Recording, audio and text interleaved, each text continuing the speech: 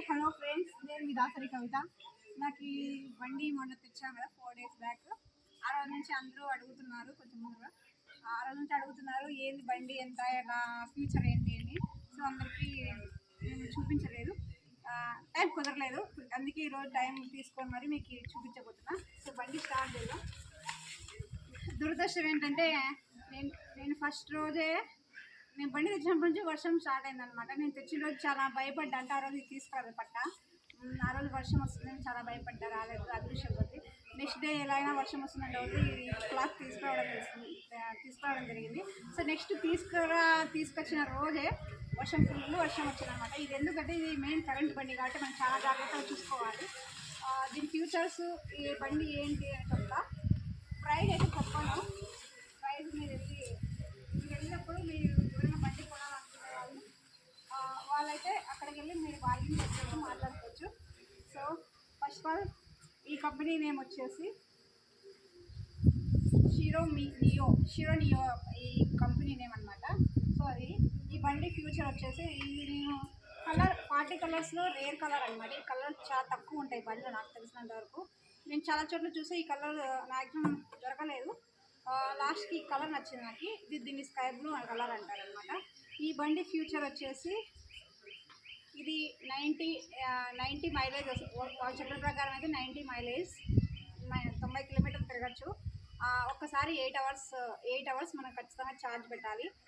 Charge పెట్టిన తర్వాత ప్రతిసారి 1 గంటకు ఒకసారి మనం ఛార్జింగ్ పెట్టకూడదు. అలా పెట్టడం వల్ల బ్యాటరీ వీక్ అవుతాయి. ఖచ్చితంగా 6 అవర్స్ పెట్టిన తర్వాత 8 అవర్స్ పెట్టిన తర్వాత మనం లాస్ట్ ఇంకా 10 కిలోమీటర్లు తిరగచ్చిన టైంలో మనం ఎక్కడైనా లాంగ్ వెళ్ళాలన్నప్పుడు ఫుల్లో పెట్టాలా, లేదంటే ఆఫ్ పెట్టినా సరిపోతుంది. మనం ఒక 2-3 డేస్కి ఒకసారి ఛార్జ్ పెట్టుకున్నా సరిపోతుంది. లాంగ్ వెళ్ళే వాళ్ళకైతే డైలీ అవసరం. లాంగ్ కాకుండా దగ్గర 20-30 కిలోమీటర్స్ తిరిగే వాళ్ళకైతే 2-3 డేస్కి ఒకసారి ఛార్జ్ చేయొచ్చు. ఇంకొకటి ఏంటంటే ఈ కంపెనీ నేను ఇప్పుడైతే 75 కిలోమీటర్లు తిరిగాను. సో దీనికి no helmet, no license, no registration. ఇది కరెంట్ బండి, అంటే ఇది పొల్యూషన్ తగ్గించడానికి కరెంట్ బండిని తీసుకురావడం జరిగింది, ఇంట్రొడ్యూస్ చేశారు, అందరికీ తెలిసినదే. సో మామూలుగా రిజిస్ట్రేషన్ బండి అంటే పెట్రోల్ బండి రిజిస్ట్రేషన్ బండి అయితే వాళ్ళే హెల్మెట్ ఇస్తారు. సో దానికి లైసెన్స్ కంపల్సరీ. దీనికి ఎందుకు లేదంటే దీనికి తేడా ఏమైనా ఉందంటే, రిజిస్టర్ కంపెనీ ఏంటంటే పెట్రోల్ బండి అయితే స్పీడ్ ఎక్కువ ఉంటుంది అనమాట. అంత స్పీడ్ ఎక్కువ ఉంటుంది కాబట్టి దానికి అన్ని విధాలుగా తీసుకోవాలి. దీనికి ఎందుకు no license, no petrol, no helmet అనేది ఎందుకంటే ఈ బండి స్టార్టింగ్ అంటే 3 స్టెప్స్ ఉంటాయి. దీనికి మామూలుగా 3 గేర్లు ఉంటాయి. ఫస్ట్ గేర్ ఓన్లీ 25 స్పీడ్ వెళ్తుంది అనమాట. సెకండ్ గేర్ వచ్చి 35 స్పీడ్ వెళ్తుంది.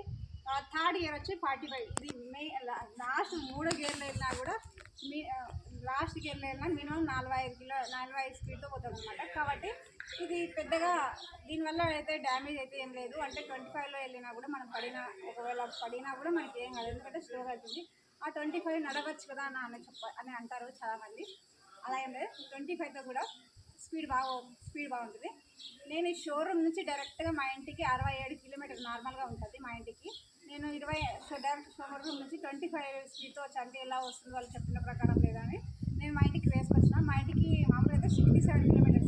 ఈ బండి ప్రకారం, బ్యాటరీ ప్రకారం నాకు 50 కిలోమీటర్లు అయిపోయినట్లు చూపించింది. మళ్ళీ నేను ఇంకా 40 కిలోమీటర్లు తిరగచ్చు అని చూపించింది అనమాట. సో అది ఇంకొకటి ఏంటంటే చాలామంది ఈ బండ్లలో మోసపోయేది ఏంటంటే, సో వీడియో ప్రమోషన్ చూసి కొంటుంటారు కదా. వీడియో ప్రమోషన్లో అన్ని ఇన్స్ట్రక్షన్ చెప్పారు కాబట్టి మీరు ప్రతి ఇన్స్ట్రక్షన్ తెలుసుకోవాలి. దీంట్లో బండి కూడా వెయిట్ బట్టి బ్యాటరీ కొనసాగుతుంటుంది అనమాట. మన వెయిట్ బట్టినే అది అయిపోతుంది. సో వెయిట్ ఎక్కువ ఉండే వాళ్ళకైతే 25లో వెళ్తే ఓకే. వెయిట్ ఎక్కువ ఉండి సెకండ్ గేర్, థర్డ్ గేర్లో వెళ్తే 90 మైలేజ్ రాదు. సో 25లో వెళ్తేనే 90 కిలోమీటర్స్ తిరిగే వరకు 90 స్పీడ్తో వెళ్తే 25 స్పీడ్తో వెళ్తేనే 90 మైలేజ్ వస్తుంది అనమాట. సో ఇది ఇన్స్ట్రక్షన్ తెలుసుకోండి. మనకి చాలామంది ప్రమోషన్లో ఈ వీడియోలు ఇవన్నీ చెప్పారు. సో అనమాట. దీనికి రివర్స్ గేర్ ఒకటి ఉంది. రివర్స్ మనం కాలు తగ్గకుండా మన బండిలో కూర్చొని రివర్స్ వెళ్ళొచ్చు. ఇంకొకటి ఏంటంటే అల్లారం ఉంది. అల్లారం అంటే మన బండిని ఎవరైనా ఎత్తుకొని వెళ్తే మనకి అది సిగ్నల్ ఇచ్చే అలారం మోటో ఉంది. సో అదనమాట. సో ఇది ఇక దీనికైతే బ్యాక్ సైడ్ ఎవరైనా కూర్చోడానికి ఇది ఇచ్చారు. సో డిక్కీ కూడా బాగుంది, దీనికి కలర్ బాగుంది, డిక్కీ బాగుంది. సో నాకైతే కొంచెం వెయిట్ అనిపిస్తుంది.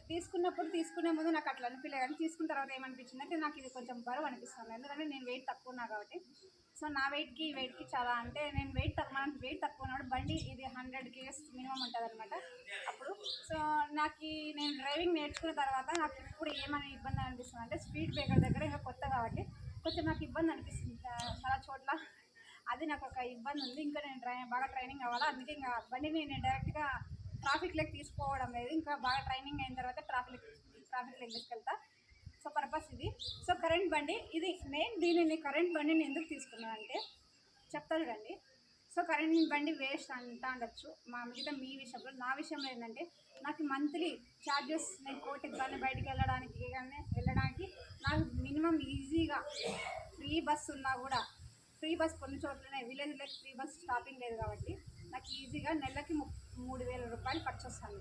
నెలకు 3,000 రూపాయలు చొప్పున 18 నెలలు 1.5 సంవత్సరంకి వేసుకుంటే 54,000 రూపాయలు అవుతుంది మనకి ఖర్చు. ఖచ్చితంగా ఓన్లీ ఛార్జెస్కి మాత్రమే అవుతుంది.